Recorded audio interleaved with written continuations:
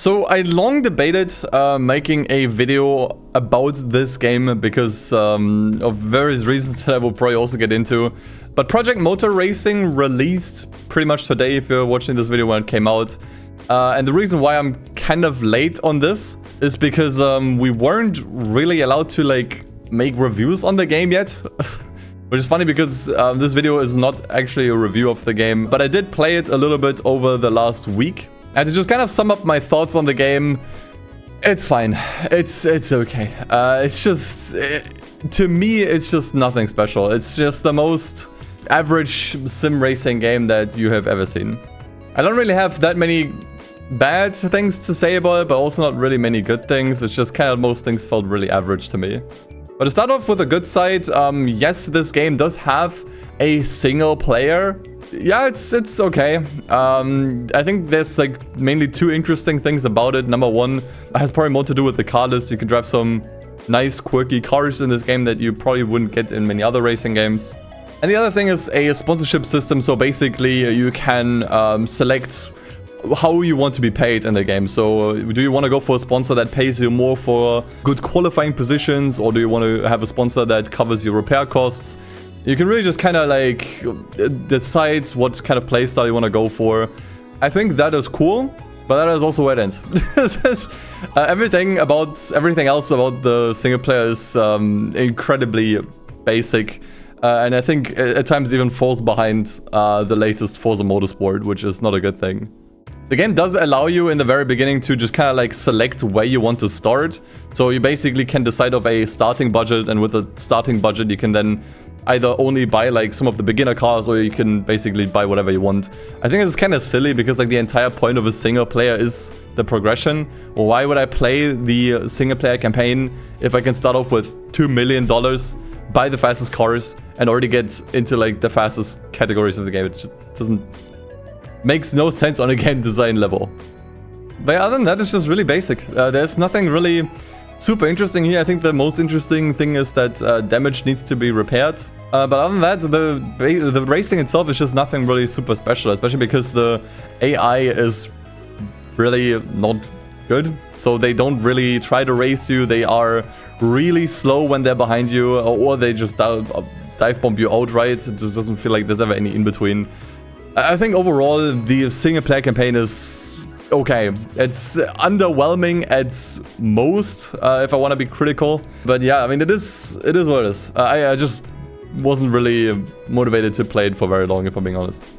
But otherwise, the game felt very inconsistent to play. My experience with the game really varied hard based on what cars I was using. So there were some cars that I genuinely could drive perfectly fine. And by the way, I played the entire thing with the controller on mostly default settings.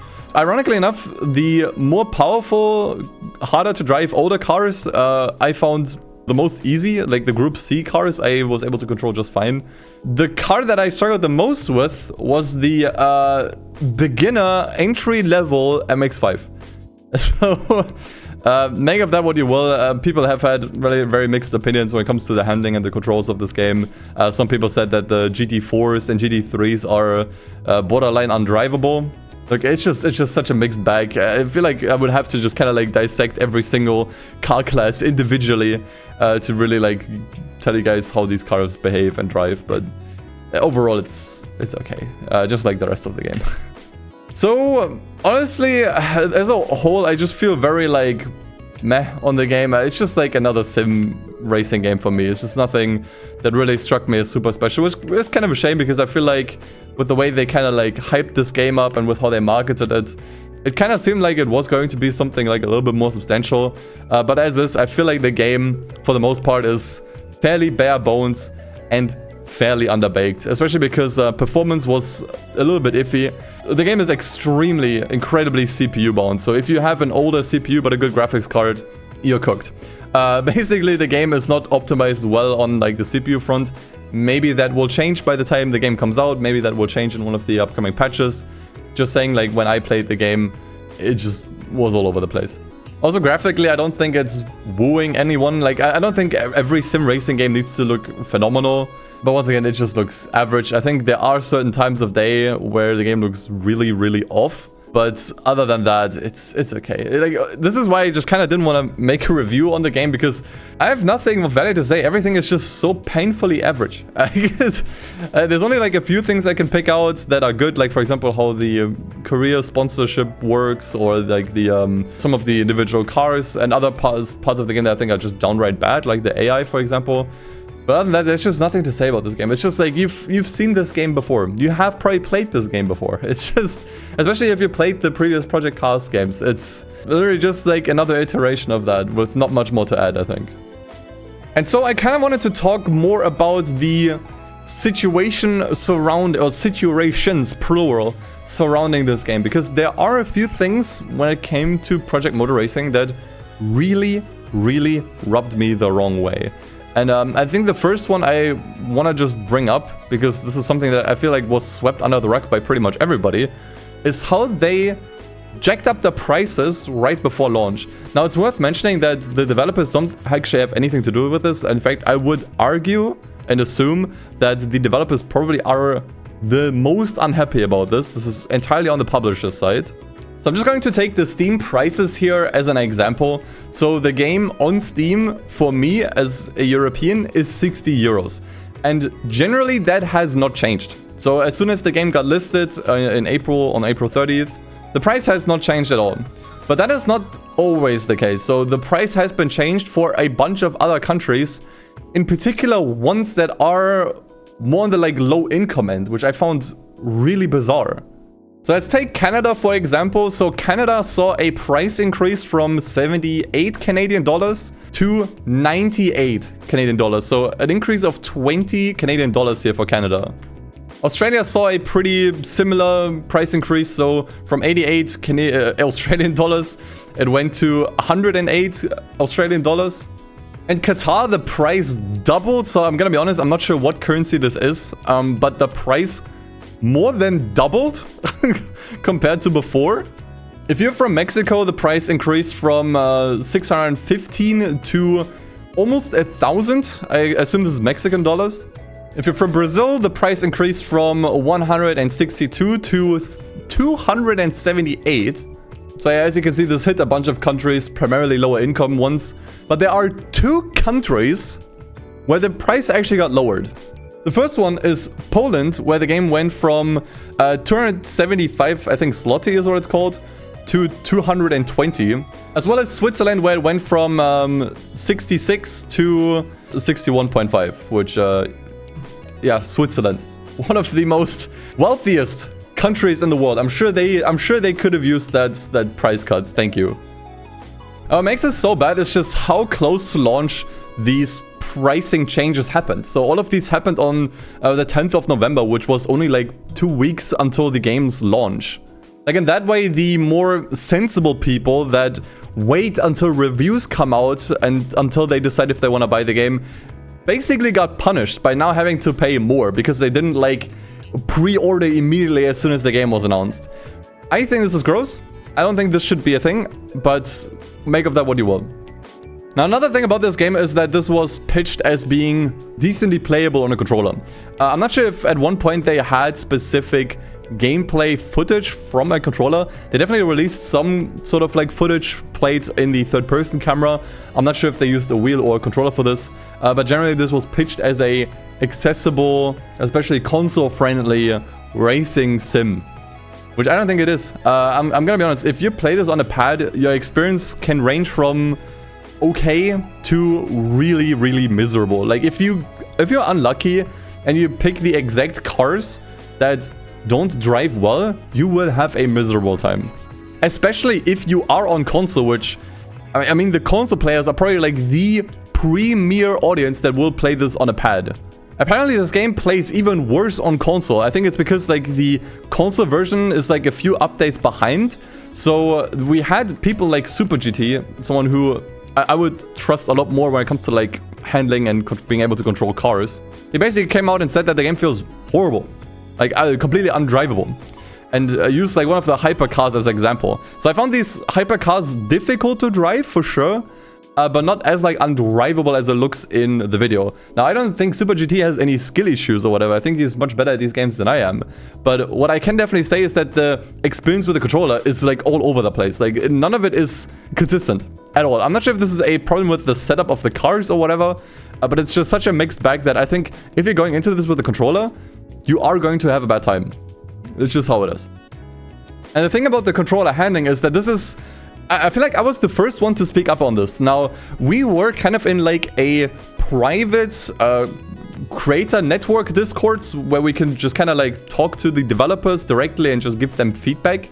And I think I was the first one to bring up some genuine issues with how this game plays on a pad. And in fact, I was like very detailed about this. I tried to explain and describe my feelings and my situation in the most amount of detail that I could. I tried to stay constructive. I tried to be like, you know, I tried to make my feedback as usable as possible. I even attached a small clip in my message where you could see that clearly the car is not actually responding to my inputs whatsoever. It's just not steering when I'm steering. It's just not reacting how I think you should reasonably expect a car to react. A couple minutes after that, I had a developer, I'm not sure what exactly he was like working on when it comes to the game, but he basically came out and told me, I can't show you the message, so you're just gonna have to like take my word for it. But he basically told me that actually this is perfectly realistic. The fact that I cannot rotate my car back to the road, although I have been letting go of the throttle pretty much as soon as I got onto the grass. I've been counter steering the entire time, and I'm driving a basic, low-powered, low-weight MX-5 for fuck's sake. He told me that this is actually perfectly realistic behavior. There's nothing wrong with the controller handling. It's just... I don't think I've ever felt so insulted in my intelligence and experiences with racing games. How is it that I can easily save cars in like an Assetto Corsa or whatever when I land on the grass, but not in this game? Like, it makes no sense. And he was just kind of trying to tell me like, oh, this is actually like the MX-5 is on slicks. It can't like, you know, it's the grass is dragging you towards the walls. As if I'm some bumbling idiot that doesn't know how physics work and that didn't do anything to try to save the car in that situation. It almost felt like I was being gaslit, that there's actually nothing wrong with the gamepad handling, and I just don't understand how cars work. It was only then, when the day after, people then pitched in, basically backed me up and backed up my message where I gave them some feedback and told and they basically said that they had like a very similar experience. And now, as I also said earlier with Super GT also complaining about the controller handling, it shows that I did have a point somewhere, but just kind of shows you that the devs don't necessarily always take this seriously when it comes to like gamepad stuff. Like, they don't actually care too much about this, which sucks for me because that's what I want to play the game on. I have a wheel right here, I just don't like using it, because I'd rather play on a pad. It's more fun to me. It's more comfortable. And if the devs don't really give enough of a damn to like use my constructive feedback and like try to like look into what's going on there, then I'm gonna be honest, I don't give a damn about playing the game anymore. It's just that easy. But I'd also like to talk about this entire like creator network and partner program that they had going. So this isn't the first time that I was invited to some kind of like secret partner program that we had to like either apply for or only got invited to. It's not my first rodeo, okay? And for the most part, I think these partner networks are really cool. We can talk to the developers, we can give some feedback. There's plenty that I'm even in at the moment as we speak. And for the most part, it's usually like a really nice, pleasant experience. Everyone gets to share their piece and give in ideas and yada yada. But I feel like with this one, there was something like that rubbed me the wrong way. It's not like a big deal. There's basically like a tiered system. So anyone can basically apply as a creator and get invited to this like private Discord.